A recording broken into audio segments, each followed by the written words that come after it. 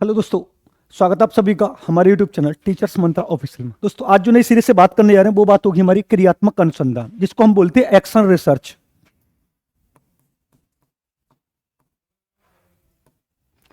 Action research, इससे एक question CTET में कभी कभार आता है।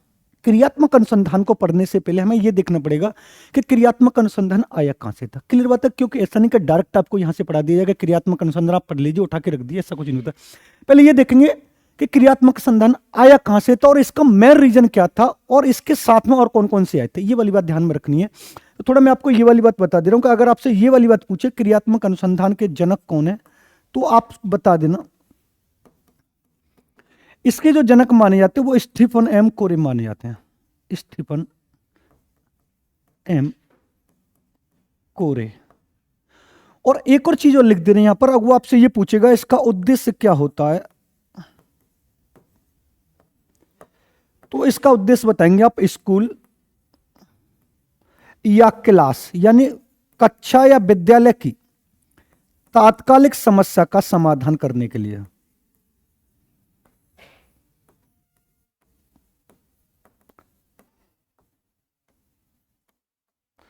तात्कालिक समस्या का समाधान करना।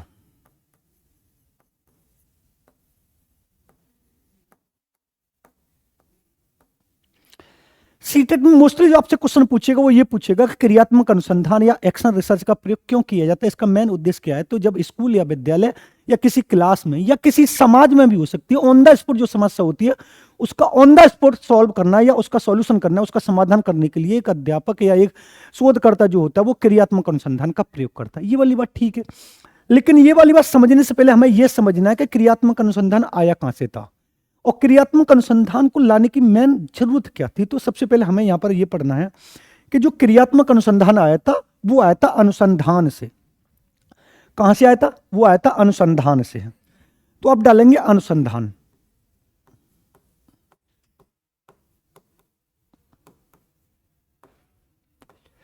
इसका एक और नाम जो होता वो होता शोध, और सीटेट में एक और नाम से और जान लेता वो वैज्ञानिक शब्द भी देगा, तब भी आप ये समझ लेना कि अनुसंधान की बात हो रही है।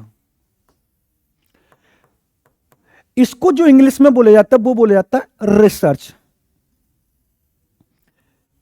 अगर आपसे ये पूछे इंग्लिश में इसको क्या बोला जाता है तो आप बता देना इसको बोला जाता है रिसर्च। अब इस रिसर्च शब्द की उत्पत्ति कैसे हुई, तो ये देखो, अगर इसको दो वे में हम पढ़ेंगे। एक अगर देखा जाए तो ये दो शब्दों से मिलकर बना है, एक रे और एक बना सर्च। रे का अर्थ आपसे पूछे तो आप बताना बार बार, और सर्च का मीन्स क्या होता है तो आप बता देना खोजना। लेकिन अगर दूसरे में आपसे यह पूछे कि दूसरे में क्या होता है तो आप इसको दूसरे में यह बताना कि यह फ्रांसीसी भाषा के रिसर्च शब्द से बना है, जिसका अर्थ है खोज करना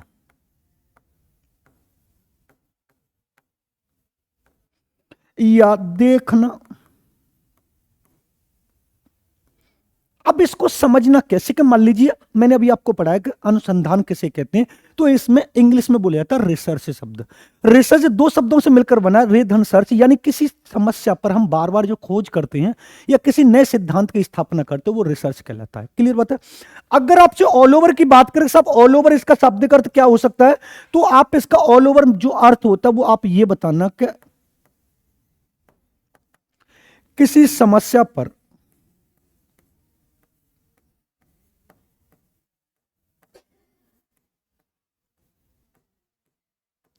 बार बार खोज करना, या वो ये कह सकता है उस समस्या का समाधान करना। भाई रिसर्च की क्यों जा रही है? जो हमारे सामने समस्या है उसका समाधान करने के लिए रिसर्च की जाती है, ये वाली बात आपको अच्छे तरीके से पता है। लेकिन बात यहां पर ये नहीं है कि चलो ठीक है आपने बता दी ये वाली बात कि आप जो कह रहे हो वो वाली बात ठीक है, लेकिन जरूरत क्या पड़ी ऐसी कि रिसर्च को लाया गया, तो आप बहुत अच्छे तरीके से बताना जो इसका मुख्य उद्देश्य जो पूछेगा, जो इसका मुख्य उद्देश्य जो होता है या इसका मुख्य जो रीजन होता है वो आपसे ये बता देना है। समझना, जो आपसे सीटेट में भी पूछा जा सकता है, मोस्टली आता है, तो आप बताना किसी समस्या का समाधान कर कर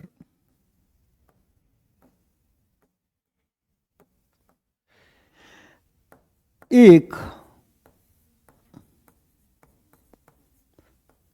नवीन सिद्धांत की रचना करना।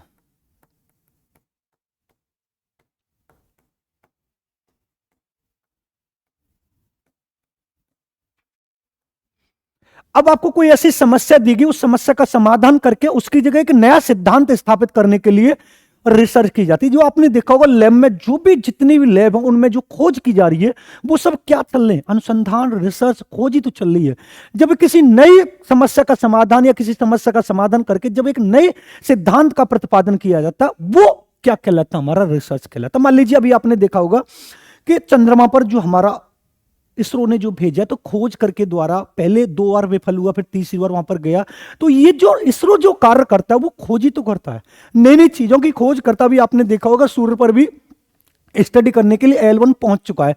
तो ये सारे के सारे जो रिसर्च करने के लिए जो सूर्य पर भेजा गया है, तो वहां पर खोज ही तो करेगा। जब खोज करेगा तो वहां से जो जो चीजें बताएगा, वो हमारा क्या कहलाएगा? वो हमारा एक नया सिद्धांत कहलाएगा।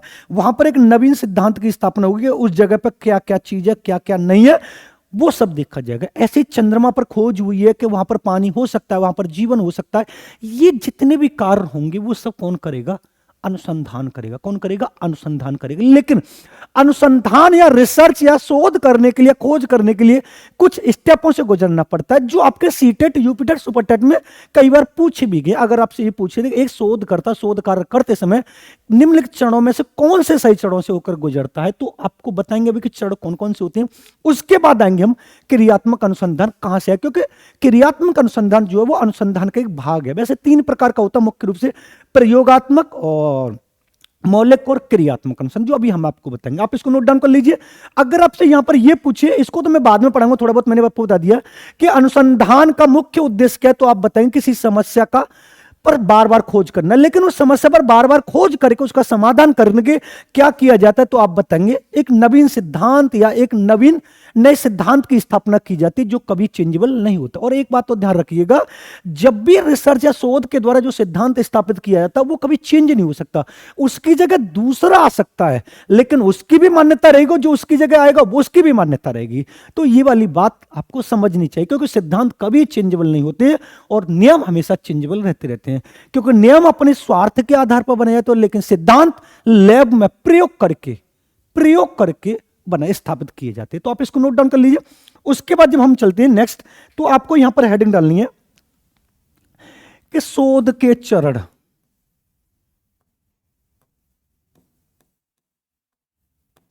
शोध के चरण, और यहां से भी सीटेट में शायद 2012 में क्वेश्चन पुट हुआ है कि एक शोधकर्ता किसी समस्या का समाधान करते समय सबसे पहले किस चरण की पहचान करेगा, किस चरण को प्रयोग में लाएगा। तो यहां से भी क्वेश्चन पुटअप हुआ है, तो आप इसको ध्यान में रखकर कार्य करें। तो देखो, पहला जो आपको बताना है वो बताना समस्या का चयन करना,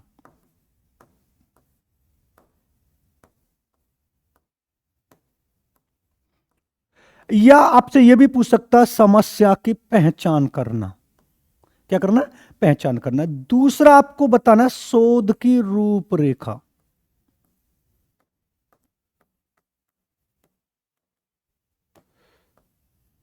तीसरा जो आपको बताना है वो बताना है परिकल्पना का। ये थोड़ा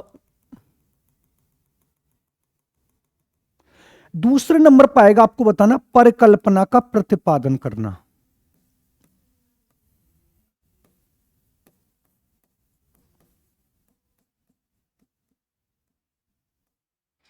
थर्ड नंबर पर जो आएगा वो आएगा शोध की रूपरेखा। अभी इन सब कुछ समझा दूंगा ना, आप नोट डाउन करते चलें। उसके बाद जो नेक्स्ट आएगा वो आएगा आंकड़ों का, यानी डाटा कलेक्ट करना है, आंकड़ों का संकलन।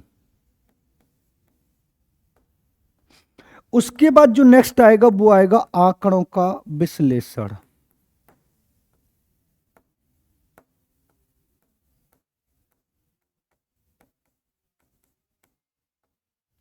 और उसके बाद जो आएगा वो आएगा निष्कर्ष, और लास्ट में जो आएगा वो आएगा सामान्यीकरण।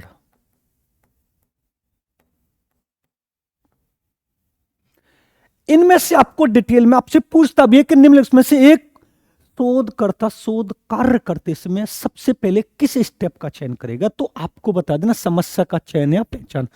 अगर आपसे ये पूछे अंतिम चरण कौन सा होगा, तो आपको बताना निष्कर्ष 99% बताते हैं बच्चे, लेकिन हमें क्या बताना है, सामान्यीकरण बताना। क्या बताना, सामान्यीकरण। मैं अभी आपको समझाता हूं। मान लीजिए एक समस्या हमारे सामने आ चुकी है। मान लीजिए हमें चंद्रमा पे जाके जीवन की खोज करनी है, तो सबसे पहले हमने एक समस्या को चूज किया कि हमें चंद्रमा पे जीवन देखना है। उसके बाद फिर हम ये कल्पना लगाएंगे कि चंद्रमा पे पहुंचा कैसे जाए। कल्पना मीन्स होता है जब हमारे सामने कोई ऐसी समस्या है, उस समस्या का समाधान करने के लिए बहुत सारे हम अनुमान लगाते हैं। उन अनुमान के द्वारा कि मान लीजिए हम किसके द्वारा जाएं, मतलब स्पेस के द्वारा जाएं, हवाई जहाज के द्वारा जाएं, या बाइक से जाएं, या बस से जाएं, जो भी हमारे हो सकता है। या पहले हमें वहां पर यह देखना पड़ेगा कि चंद्रमा पर ऑक्सीजन है या नहीं, वायु है या नहीं। ये सारी की सारी बातें हमें अनुमान के तौर पर लगानी है। वो हमारा क्या कहलाता है, परिकल्पना का प्रतिपादन करना। फिर उसके बाद रूपरेखा बनाएंगे कि भाई जो हम एक समस्या का समाधान करने, तो पहले में कौन से स्टेप रखने, फिर उसके बाद कौन से स्टेप रखने, फिर कौन से रखने। ऐसा नहीं कि किसी भी स्टेप से होकर गुजर जाए, ऐसा नहीं कि डायरेक्ट जाके चंद्रमा पर लैंड हो जाए। नहीं, चंद्रमा पर जाने के लिए हमें किन किन वस्तुओं का सहारा लेना पड़ेगा, ये वाली बात हम एक रूपरेखा में रखेंगे, फॉर्मेट जो हम बनाते हैं। फिर डाटा कलेक्ट करेंगे कि वहां पर जाने के लिए हमें किन किन वस्तुओं की जरूरत पड़ेगी, क्या क्या चीज ऐसी होनी चाहिए। फिर उसके बाद उनको एनालाइज करेंगे कौन कौन सी वस्तु ऐसी हैं जो वास्तव में कारगर साबित होंगी, और कौन सी ऐसी हैं जो हमें थोड़ी मात्रा में चाहिए, तो उनके पर ज्यादा ध्यान नहीं देंगे। जब ये दोनों डाटा कलेक्ट में एनालिसिस हो जाएगा, फिर निष्कर्ष निकालेंगे। फिर निष्कर्ष निकालने के बाद कि हम पहुंचे या नहीं पहुंचे, फिर उसके बाद सामान्यीकरण होगा। सामान्यीकरण कैसे होगा, मान लीजिए तो चंद्रयान थर्ड जो हमारा गया है, उससे पहले एक सेकंड भी गया था और उससे पहले फर्स्ट भी गया था। जब ये हमारा चंद्रयान थ्री जब सफल लैंडिंग हो गई थी इसकी, तो इसकी जो हमने जो एक सिमिलरिटी की थी ना, जिसकी हमने एक अनुमान लगाया था, इसकी जो हमने कल्पना की थी, और इसकी जो हमने एक तरह से कहते हैं ना, क्या बोलते हैं उसको, समानता जो की थी, वो इस सेकंड वाले से भी की थी और फर्स्ट वाले से भी की थी। यानी सामान्यीकरण तब किया जाएगा जब इससे पहले दो परीक्षण हो चुके होंगे। अब मान लीजिए सामान्यीकरण हमें यह पता लग गया कि सेकंड जो वाला हमारा चंद्रयान था वो क्यों सफल नहीं हुआ, और फर्स्ट वाला क्यों सफल नहीं हुआ।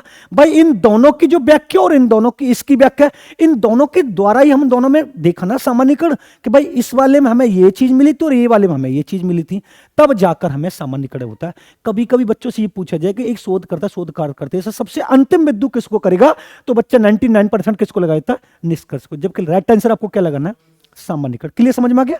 अब उसके बाद आता है जो आपसे पूछेगा भी, अब आपको हेडिंग डालनी है शोध कार्य यानी शोधकर्ता की विधियां या वैज्ञानिक विधि, शोध की विधियां।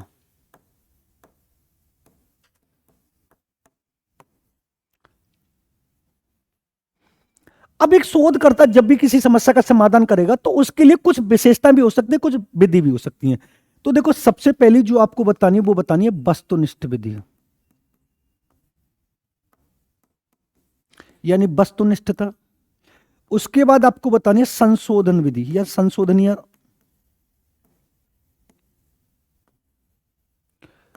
उसके बाद जो थर्ड आपको बताना मितव्ययी। उसके बाद जो आपको बताना व्यवहारिक विधि है, व्यवहारिकता। उसके बाद आपको बताना लचीलापन विधि, लचीलापन नियता। उसके बाद आपको बताना अनुकरणीयता।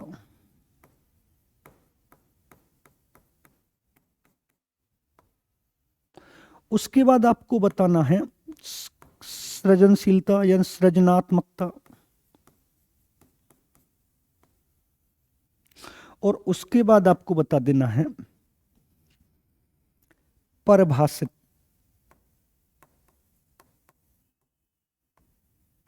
समस्या। इतने को याद कर लेना, लेकिन जब आपसे पूछेगा तो आपको एक चीज याद रखनी है, जो मैं अभी आपको लिख रहा हूं क्वेश्चन आपसे, वो यहां से पूछेगा नोट डाल के।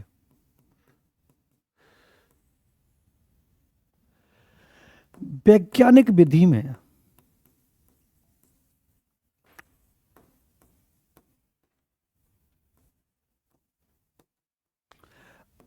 आत्मनिष्ठ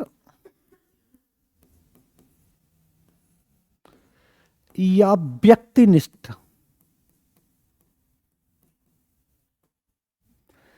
आत्मनिष्ठ या व्यक्तिनिष्ठ?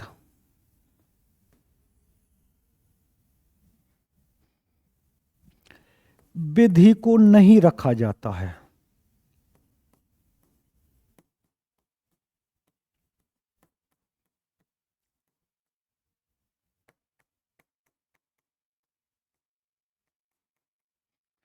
बस आपसे इतना क्वेश्चन पूछेगा वो, और कुछ नहीं पूछेगा। मान लीजिए उसने पूछे एक शोधकर्ता निम्नलिखित में से कौन सी विधि को अपने शोध में प्रयोग नहीं करेगा, तो आपको एक तो ये वाली बात बता देनी है।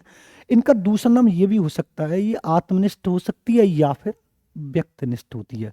क्योंकि ये दोनों विधि जो होती है वो किसकी भावना को विकसित करती है, तो आपको बता देना पक्षपात की भावना को। किसकी भावना को विकसित करती है? पक्षपात की भावना को विकसित करती हैं। और पक्षपात की भावना कभी भी वैज्ञानिक या शोधकर्ता में नहीं चलती। बाकी ये मैंने 8 लिख दिए, इनसे हट के भी आए तब भी आप घबराइए मत। बस आपको क्वेश्चन यही पूछेगा, निम्नलिखित में से एक शोधकर्ता किसी समस्या का समाधान करते समय किस विशेषता को, किस गुण को या किस विधि को अपने यहां पर प्रयोग नहीं करेगा, तो आप आराम से बताएंगे आत्मनिष्ठ या व्यक्तिनिष्ठ। क्योंकि जब हम किसी समस्या का समाधान करते हैं तो वहां पर हमारे विचार नहीं चलते, वहां पर डाटा की बात होती है। किसकी बात होती है? डाटा की बात होती है जो हमारे सामने है। हम किसी भी लैब में जब जाते हैं तो अपने विचार नहीं, वहां पर एक्सपेरिमेंट की बात होती है, प्रयोग की बात होती है। और ये जो आत्मनिष्ठ और व्यक्तिनिष्ठ जो होता है, ये एक व्यक्ति में अपने विचार प्रकट करने पर बल देता है। और ये व्यक्तिनिष्ठ और ये आत्मनिष्ठ, अगर आपसे ये पूछे साहब ये कहां पर प्रयोग की जाएंगी, तो ये जो दोनों है वो कहां पर प्रयोग की जाएंगी, तो आपको बता देना सामाजिक विज्ञान में। किस विज्ञान में प्रयोग की जाती है? ये दोनों सामाजिक विज्ञान में प्रयोग की जाती है। लेकिन हम बात किसकी कर रहे हैं? विज्ञान की बात करें, शोध की बात करें, रिसर्च की बात करें। और रिसर्च में कभी भी आप अपने विचार ढंग से प्रकट मत करिएगा कि ना साहब मेरे हिसाब से जावा गैस है, इस वाली गैस में मिला के देख लो, हो सकता कुछ हो, नहीं तो पूरे लैब में बम विस्फोट हो जाएगा और तुम्हारा पता भी नहीं चलेगा कि तुम कहां पर गए। तो इस वजह से आत्मनिष्ठ और व्यक्तिनिष्ठ विधि को इसके अंतर्गत नहीं रखा जाता है। अगर आपसे यह पूछे कि शोध के चरण में कौन से है, तो ये वाला आपको पहला वाला क्वेश्चन और ये लास्ट वाला तो याद रखना ही रखना है। और कभी कभी इनका क्रम भी लगवाने के लिए आता है, तो आप इन 4 तक तो याद ही करना, 4 तक तो यहां तक कि पहले समस्या का चयन या समस्या की पहचान करना, फिर परिकल्पना का प्रतिपादन करना, फिर शोध की रूपरेखा, फिर डाटा कलेक्ट करेंगे, फिर डाटा एनालिसिस करेंगे, फिर कंक्लूजन निकलेगा। फिर उसके बाद दोनों जो हमारे कंक्लूजन निकले, पहले जिस समस्या ने कोई व्यक्ति ने किया था और अब मैंने जो किया, उन दोनों में नॉर्मलाइजेशन होना है। कैसे बताऊं, फिर दोबारा बताऊं। मान लीजिए ये समस्या है, इस समस्या ये वाला व्यक्ति पहले कर चुका था और मैंने इस वाले पे अब किया है। इसने निष्कर्ष ये वाला निकाला था और मैंने निष्कर्ष ये वाला निकाला है। अब ये दोनों के निष्कर्ष में हम ये देखेंगे किसमें समानता कितनी है और कितनी असमानता है। ये जो समानता और असमानता दोनों कंक्लूजन में देखी जा रही है, उसी को मैं क्या नाम देता हूं? नॉर्म है, सामान्यीकरण। एक एग्जांपल आपके ऊपर भी बता देता हूं। मान लीजिए आप कोई कपड़ा खरीदते हैं, आपने किसी शॉप से वो वाला कपड़ा 2 साल पहले खरीदा, फिर वो कपड़ा आपका अच्छा निकला, तब आप दोबारा उसी शॉप पर जाएंगे, तब आप उस कपड़े को खरीदेंगे, वो वाला कपड़ा दिखाओ, तो आप कंपैरिजन करेंगे कि नहीं जो मैं पहले ले गई थी कपड़ा वो थोड़ा मुझे अच्छा लग रहा था। अब मान लीजिए आप 2 साल पहले जो ले गए थे, आपने उसका कंक्लूजन निकाला, निष्कर्ष निकाला ना कि वो कपड़ा बहुत अच्छा चला था। जब आप 2 साल पहले नहीं लेके जाते तो आप सामान्यीकरण कहां से कर पाते?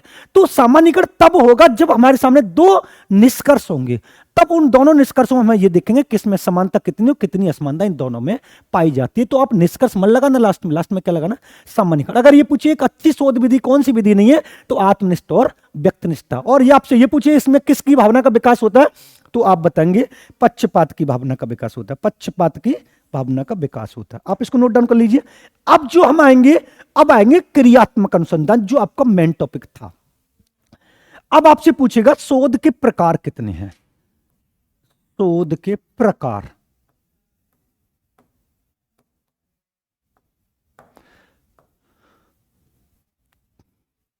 वैसे शोध के प्रकार बहुत सारे होते हैं, लेकिन मुख्य रूप से कितने प्रकार हैं, तो आप बता देना 3 प्रकार है। 3 प्रकार है, वैसे हैं बहुत सारे लेकिन हम 3 ही पढ़ेंगे। पहला है हमारा मौलिक अनुसंधान यानी मौलिक शोध।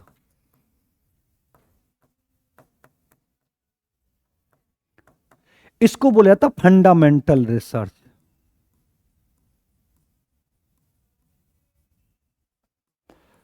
Fundamental research. जो दूसरा जो होगा वो होगा हमारा प्रयोगात्मक शोध।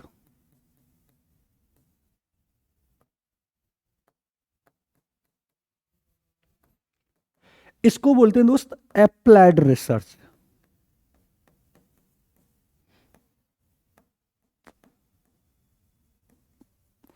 और जो तीसरा जो हम पढ़ने जा रहे हैं वो हमारा क्रियात्मक अनुसंधान।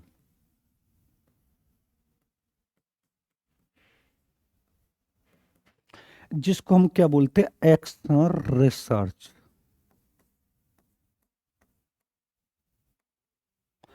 हमें जो पढ़ना है वो हमारा कौन सा है, तो वो हमारा है ये वाला क्रियात्मक शोध जो यहां पर लिया गया है। क्लियर बात है, आपको समझ में आ गया। अब इस क्रियात्मक अनुसंधान को पूरा डिटेल में पढ़ेंगे। क्रियात्मक अनुसंधान होता क्या है, इसका विकास क्या है, इसके जड़ कौन से, इसको लाया पहले कौन था, इस पर कार्य किसने की, ये सारी बातें हम पढ़ेंगे। तो आप डाल लीजिए। अगर यहां पर भी आप समझना चाहे तो मैं थोड़ा आपको बता दे रहा हूं। अगर आपसे पूछे मौलिक अनुसंधान किसके लिए प्रयोग किया जाता है, तो आप बता दें नवीन सिद्धांत की रचना करने के लिए। नवीन सिद्धांत को स्थापित करने के लिए या स्थापित करना।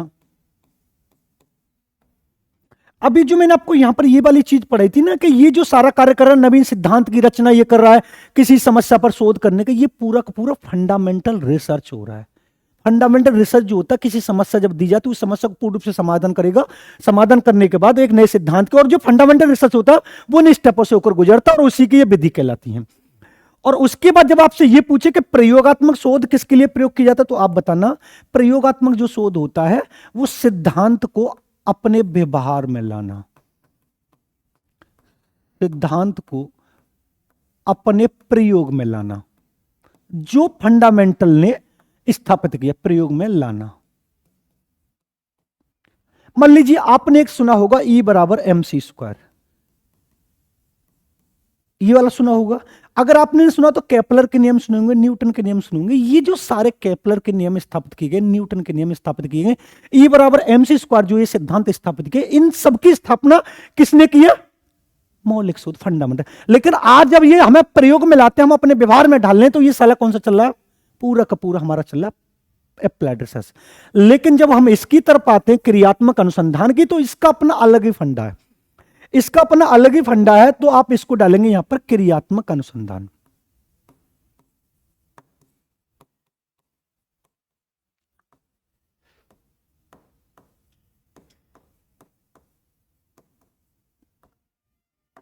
क्लियर है।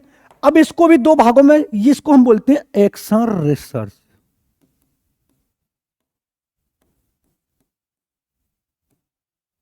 ये दो शब्दों से मिलकर बना है, एक्शन और रिसर्च। एक्शन दो शब्दों से मिलकर बना है, एक्ट प्लस ऑन। ये दो शब्दों से मिलकर बना है, रे प्लस सर्च। क्लियर है। अगर इन दोनों की ऑल ओवर की बात करें तो इन दोनों का मुख्य उद्देश्य क्या है, तो आप बताना। मुख्य जो उद्देश्य है इन दोनों का, किसी समस्या का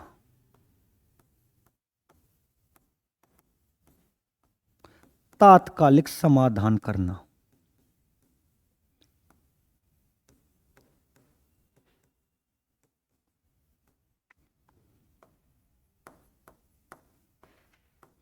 अब एक चीज और बता रहे, जब आपका क्रियात्मक अनुसंधान होगा तो बस आपको ये वाला शब्द जरूर देखना है।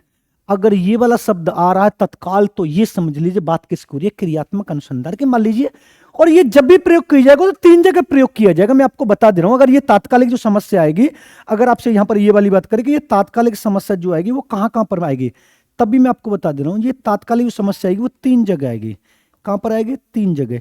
एक तो स्कूल में आ सकती है, यानी विद्यालय में आ सकती है, एक क्लास में आ सकती है, और एक समाज में आ सकती है।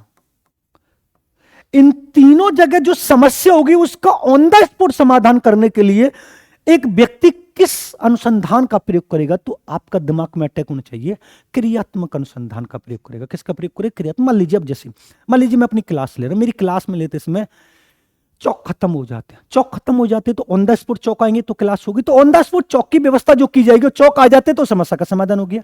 मान लीजिए पानी की रहने, ये पानी की व्यवस्था की जाएगी। मान लीजिए छात्र के बैठने के लिए उचित व्यवस्था नहीं है तो उसकी व्यवस्था कीजिए। फैन नहीं चल रहा, फैन की व्यवस्था की जाएगी। लाइट नहीं आ रही, लाइट की व्यवस्था की जाएगी। यानी ऐसी समस्या जिसका समाधान ऑन द स्पॉट हो सकता है, उस पर किसी लैब की जरूरत नहीं होती। और एक बात तो ध्यान रखिएगा, इस क्रियात्मक अनुसंधान में कभी लैब की आवश्यकता नहीं होती, क्योंकि ये किस जगह किया जाता है, ये सामाजिक व्यवहार में किया जाता है। किस में किया जाता है तो आपको बता देना दोस्त, सामाजिक व्यवहार में प्रयोग किया जाता है।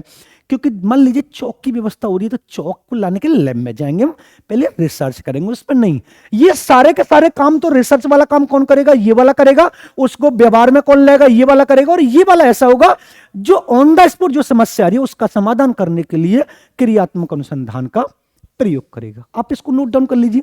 इसके जनक के बारे में बात करते हैं, इसके चरणों के बारे में बात करते, फिर इसके विकास के बारे में बात करते। ये वाली बात आपको समझ में आनी चाहिए। नोट डाउन कर लिया आप लोगों ने। Next question. अब उसके बाद जब हम चलते तो आपको यहां पर ध्यान रखना है क्रियात्मक अनुसंधान के जनक कौन है। तो आप हेडिंग डालेंगे क्रियात्मक अनुसंधान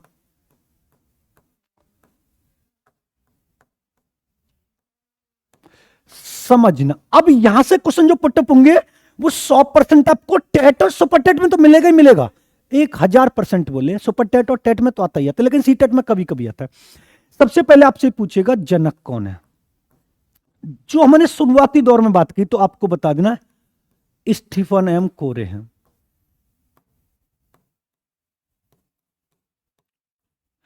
अब आपसे यह पूछेगा सर्वप्रथम प्रयोग किसने दिया, सर्वप्रथम प्रयोग किसने किया। तो आपको बता देना है कार्ट लेवन,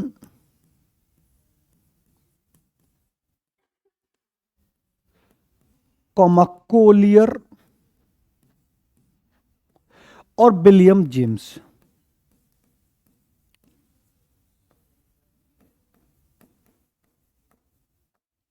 लेकिन जो एक और पॉइंट लिखने वेरी वेरी इंपॉर्टेंट, वो आपसे ये पूछेगा शिक्षा में प्रयोग किसने किया है। किसका, क्रियात्मक अनुसंधान का शिक्षा में प्रयोग किसने किया है। तो आपको बता देना है स्टीफन एम कोरे।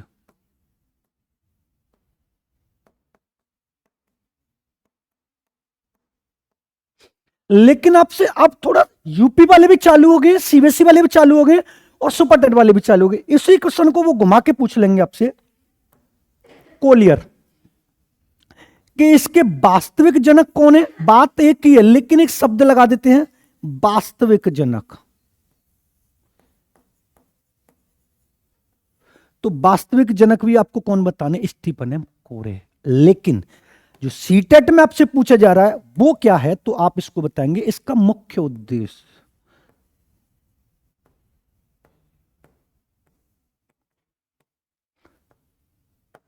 इसका मुख्य उद्देश्य जो सबसे ज्यादा इंपॉर्टेंट है, आप बताएंगे स्कूल कॉमा क्लास कॉमा समाज की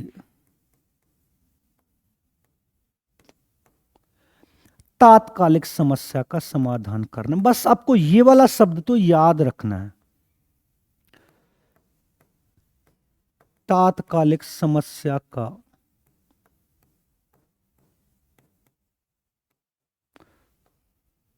समाधान करना।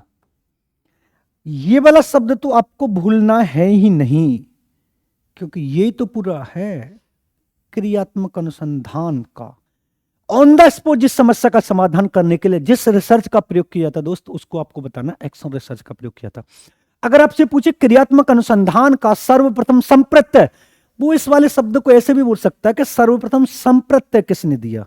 ये वाला भी बात कर सकता है कि सर्वप्रथम संप्रत्यय किसने दिया। तो आपको क्या बताना है,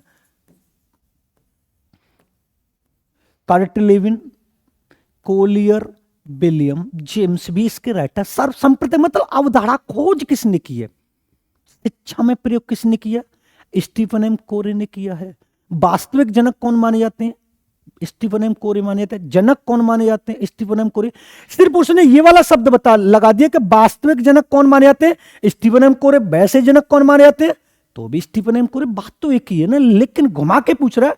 वो आपको ये जानना चाह रहा है, वो आपको ये समझ करना चाहता है आप कितने अंदर तक इसको समझ सकते हैं। आप क्वेश्चन कोई सा भी बना के दे दे। मैंने आपको यहां पर एक ये वाली बात बताई है, जब भी क्वेश्चन पुटअप होगा, मैं आपको फिर भी बता रहा हूं, ये तीनों शब्द आपको याद रखने, स्कूल, क्लास और समस्या, समाज। इनसे संबंध जो समस्या होगी, इसका समाधान, कौन सी समस्या होगी? तात्कालिक। उसका समाधान करने के लिए हमें किसका प्रयोग करते हैं? तो आपको बता देना, क्रियात्मक अनुसंधान का प्रयोग करते हैं। किसका प्रयोग करते हैं? क्रियात्मक अनुसंधान का प्रयोग करते हैं। ये वाली बात ध्यान रखनी है। अब वो आपसे ये वाली बात करेगा कि क्रियात्मक अनुसंधान के चरण कौन कौन से हैं। पूछ सकता है कभी कभी, अगर कभी कभी पूछ ले तो आप बता देना कि क्रियात्मक अनुसंधान के चरण कौन कौन से हैं। तो हेडिंग डालेंगे एक्शन रिसर्च के चरण।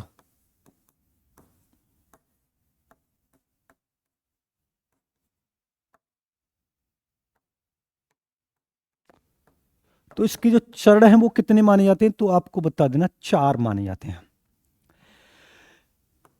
पहला होता है योजना, जिसको हम बोलते हैं प्लानिंग।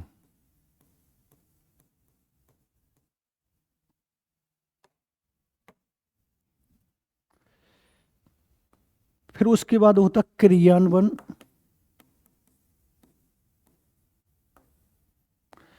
इसको बोलते हैं हम एक्टिंग। उसके बाद होता तीसरा विकासोन्मुख,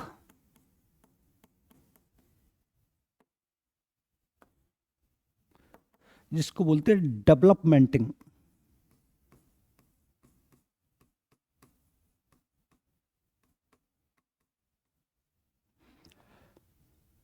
और उसके बाद होता है चिंतन,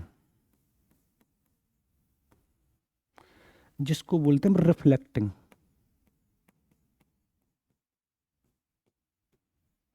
स्टेज भी इनके पीछे दे सकता, तो आप स्टेज लिखना चाहो तो लिख लेना, मैं लिख दे रहा हूं।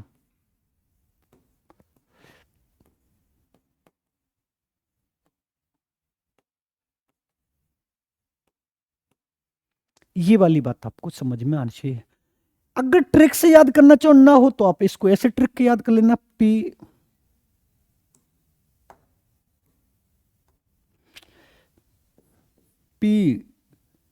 ए टी आर, ऐसे याद कर लेना इसको। ट्रिक से याद करना चाहो तो प्लानिंग, एक्टिंग, डेवलपमेंट, रिफ्लेक्टिंग।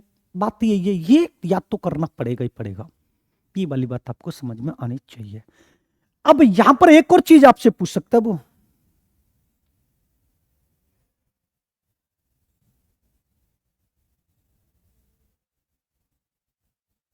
दिखाई दे रहा है? वो आपसे यहां पर एक और चीज आपसे पूछेगा कि इसके तत्व कौन कौन से हैं। एक्शन रिसर्च के तत्व,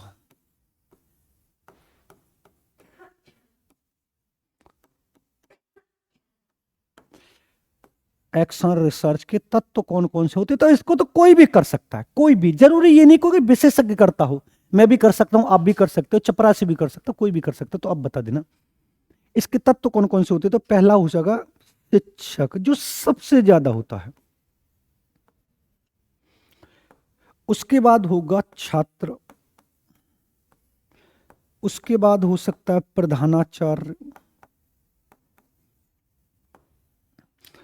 उसके बाद होगा चपरासी, और उसके बाद हो सकता है सामाजिक सदस्य। यानी इसका प्रयोग कौन कौन कर सकता है जो समाधान करने के लिए? तो आप इनको बता सकते हैं कि ये हो सकते हैं सामाजिक सदस्य। यानी शिक्षक भी होगा, छात्र भी होगा, चपरासी भी होगा, प्रधानाचार्य भी होगा, चपरासी भी होंगे। ये जब कोई समस्या आएगी तो समस्या का समाधान करने के लिए ये सारे लोग आगे रहेंगे, उसका समाधान करेंगे। कौन सी समस्या का?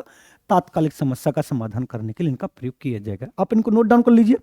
उसके बाद चलते हम आगे के क्रियात्मक अनुसंधान का विकास कहां से आया, इसका सर्वप्रथम विकास कैसे हुआ। तो आपको इनको नोट डाउन कर लें। नोट डाउन कर लिया आप लोगों ने? अब उसके बाद चलते हैं आगे। अब डालिए अब क्रियात्मक अनुसंधान का विकास हेडिंग।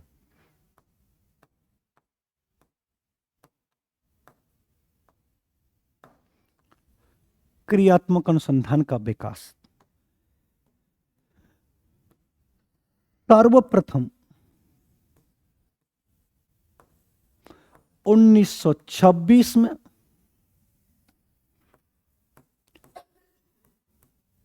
बकिंगम ने अपनी पुस्तक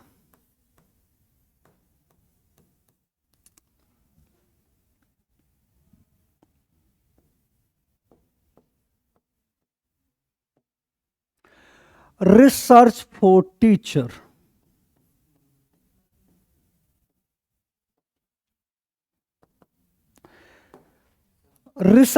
टीचर में एक्शन रिसर्च शब्द का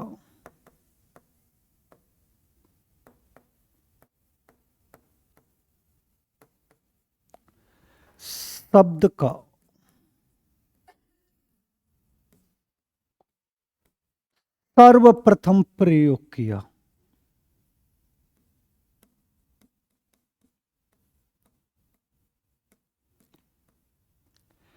जिसका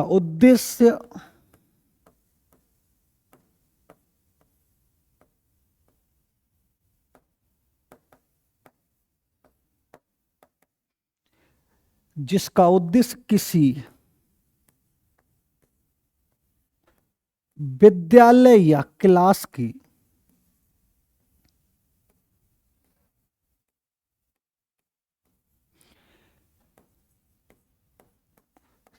समस्या का तात्कालिक समाधान करना।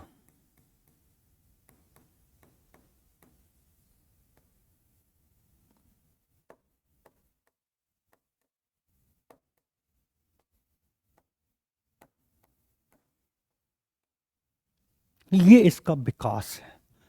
अगर ये पूछे कि रिसर्च फॉर टीचर पुस्तक किसकी, तो आप बताएंगे बकिंगम की पुस्तक। कौन सी ईयर में आई? 1926 में आई थी। कौन सी ईयर में आई थी? 1926 में आई थी। और उन्होंने वही शब्द बताया कि इसका मेन जो रीजन होता है वो क्या होता है, तो आपको बता देना, किसी विद्यालय या कक्षा की तात्कालिक समस्या का समाधान करने के लिए जिस अनुसंधान का प्रयोग किया था उसका नाम होता है एक्शन रिसर्च। अब उसके बाद जो हम पढ़ेंगे नेक्स्ट, क्रियात्मक अनुसंधान की विशेषताओं को पढ़ेंगे। विशेषताएं कौन कौन सी हो सकती है, थोड़ा इनको जान लेते हैं हम। विशेषताएं,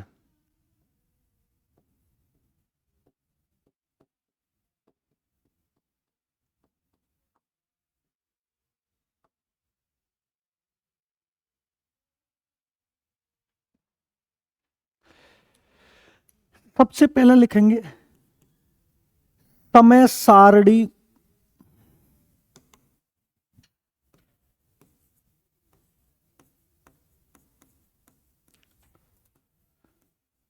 का निर्धारण करना।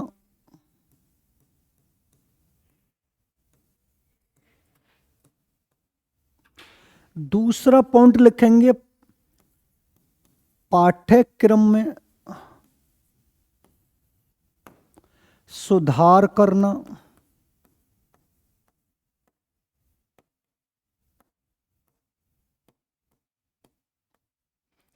तीसरा पॉइंट लिखेंगे शिक्षण पद्धति में सुधार।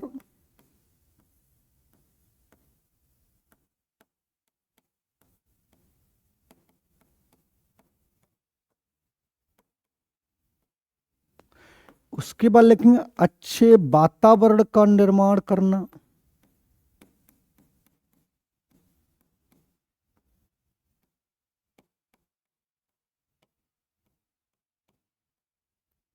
उसके बाद लिखेंगे स्कूल या क्लास में अनुशासन स्थापित करना।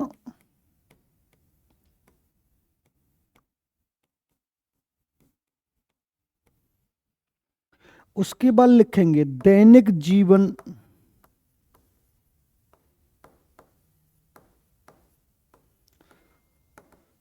में सुधार करना।